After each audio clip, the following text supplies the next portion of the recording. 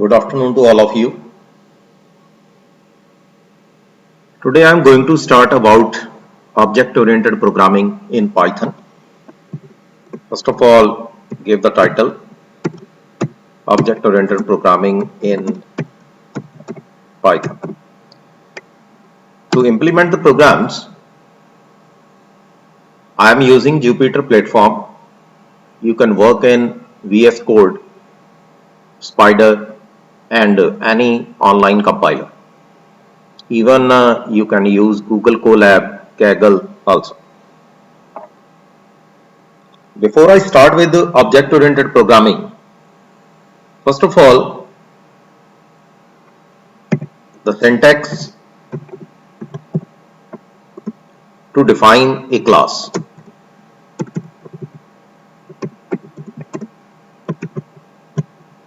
This one is the important part. First of all, class. This one is keyword. Then class name. This one is required. Then colon is required.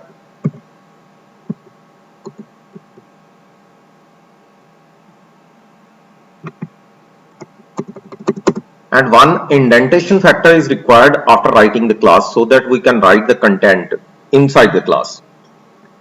That one is, okay, let us change first of all. This one is the content. It will be like this. If you press enter, automatically indentation is there. First one is initializer.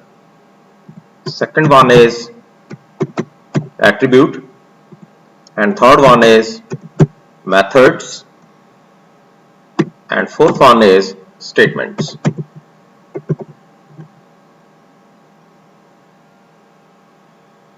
Maybe statement or it may be statements. These are the contents inside class. Let's convert this one into comment. You can place hash, and multiple line content is not allowed inside Python, inside this Jupyter platform. Okay. This one is the syntax. Suppose I have to design the class. Let the name of the class is SS1. For first class, let it be OOP1. Okay. Or you can say class 1, whatever the name you would like to write. Class, it's class 1. Suppose I am writing only pass. Then I am creating object of this class. By writing O1 is equal to C1, you can create the object. Okay, let's execute this one. Nothing is there. Suppose I am writing O1. Now what is the meaning of this? This one is basically the address of object.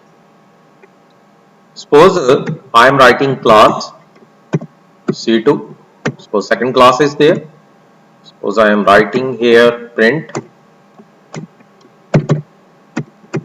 welcome to object oriented programming in Python. Then the creation of object O2 is equal to C2. Now what is the meaning of this? It's creation of object of second class. Now execute this one. You will see the output here, whatever the data lie inside the class. Here there is no data inside the class.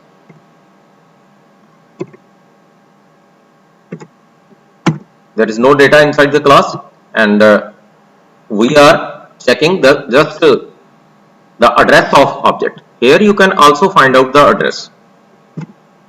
Suppose I am writing O2 only. You can see the address of object. If I am writing C2,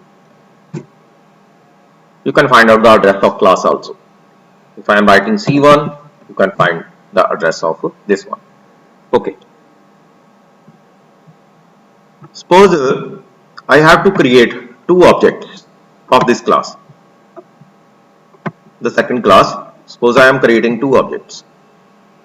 Class C2, let's copy this one and paste here. This one is the content. Suppose I am creating O3 also. O3 is equal to C2. Now what is the meaning of this? I am creating two objects of this class. Now execute this one. You can print the data, but if I am writing O2, look at this one. This is the address of this object. If I am writing O3, I can print the address, but this address is different than previous one. It means O2 is not equal to O3. Both are not equal. This one is false. If I am checking about this one, it means you can create multiple objects, but each object is different. Okay. Now the next content I would like to discuss in this video is attributes of the class. Now what do you mean by attribute? Suppose I am creating one new class. Already we created class 1 and class 2. Okay. Let the next class is class. Let this one is program 1. Okay. This one is the class. And inside class, suppose I am writing A is equal to 0 and B is equal to 0. Now what is the meaning of this? A and B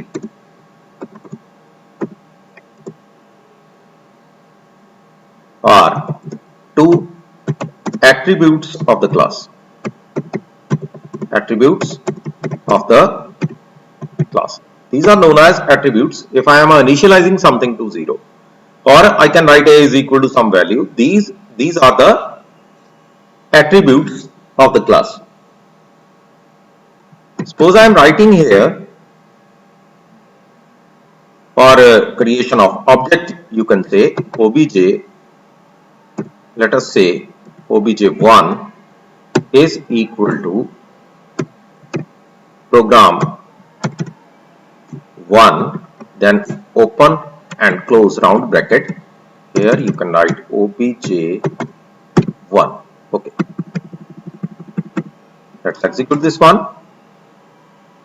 You can see the creation of objects as well as creation of objects of the class program 1. Suppose I am writing here obj1 dot a is equal to 23, obj1 dot b is equal to 17, then m is equal to obj1 dot a and n is equal to obj1 dot b.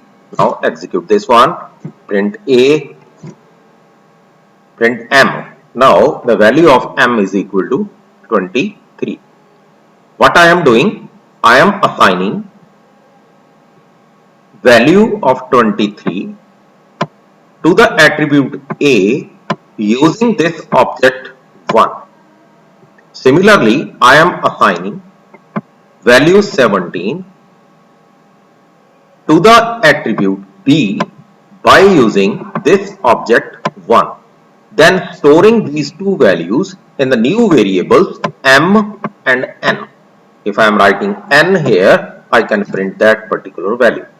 I can enter these values from user side also. Now what I can do, if I am writing print, suppose I am writing length of the rectangle is equal to, I can write here m.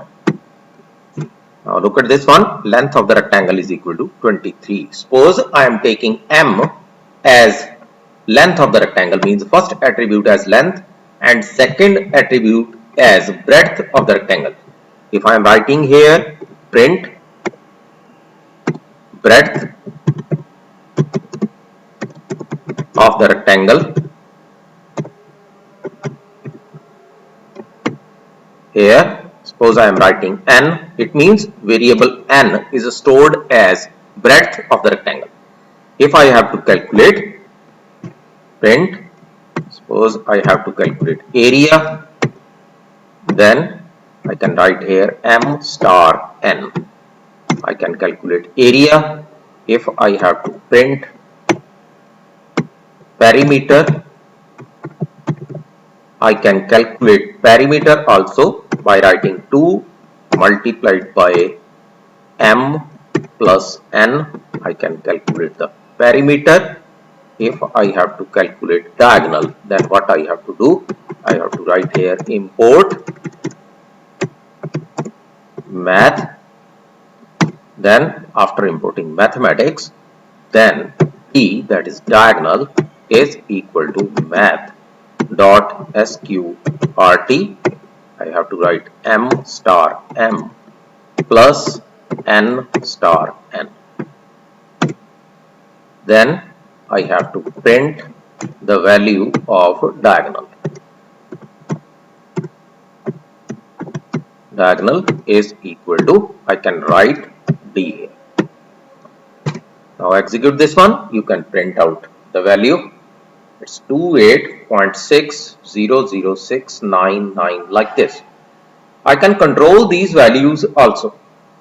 Now how to control these values means up to how many number of decimals you have to display the data.